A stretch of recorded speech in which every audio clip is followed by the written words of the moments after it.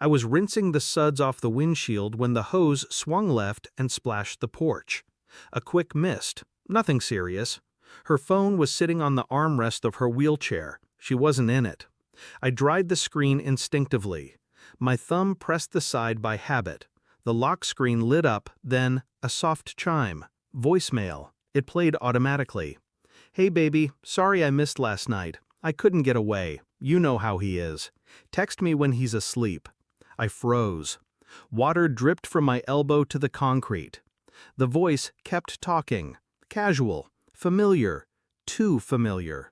The message ended. The silence didn't. I stood in the kitchen, watching her. She sat in the chair by the window, blanket over her legs. Eyes dull. Still. She didn't know I'd heard it. Didn't know I hadn't deleted it. She asked for tea. I made it. She smiled. I smiled back. Inside, something shifted. Not a crack, a clean break. 6 years of care, of lifting her into bed, wiping her mouth, changing her, stroking her hair as she cried through the pain.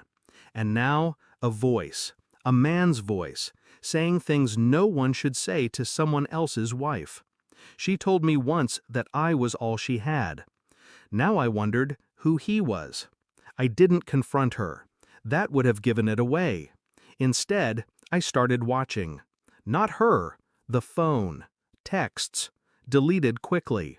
But cloud backups don't lie.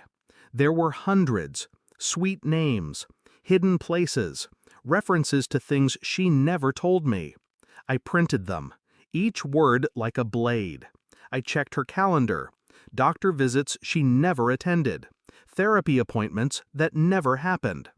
I tracked one location, a motel off Route 4, cheap, discreet, close enough for lies. I waited outside in my car, watched her arrive in a cab, watched him open the door. Not a nurse, not a therapist, younger, athletic, the kind of man who wouldn't bathe someone. He'd use them. She smiled when she saw him. No limp, no weakness. She walked. I didn't breathe for a full minute. I made copies of everything, photos, messages, timestamps, a printout of the motel receipt charged to my name. I placed them all in a plain folder. No labels, no titles.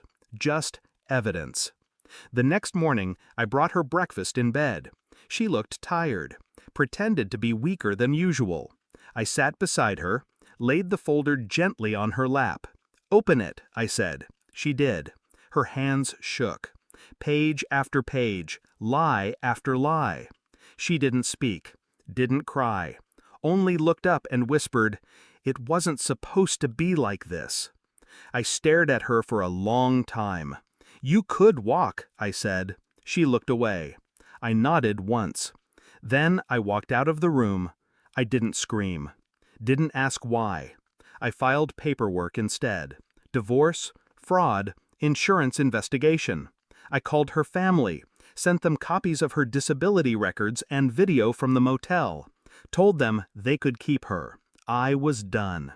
I canceled her caregiver benefits, reported the false claims, watched her lose the home care stipends she'd siphoned under my name.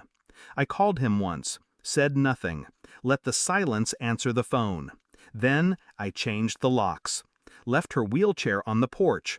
She showed up 3 days later, on foot. I didn't open the door.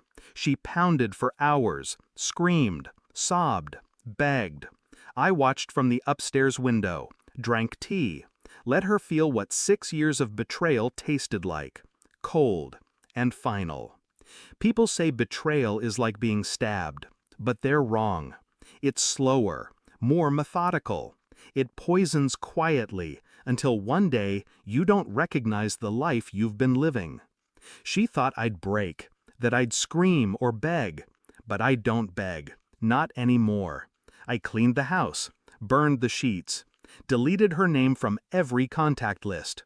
She wanted freedom. She got it. But freedom with guilt is just another kind of prison. And me?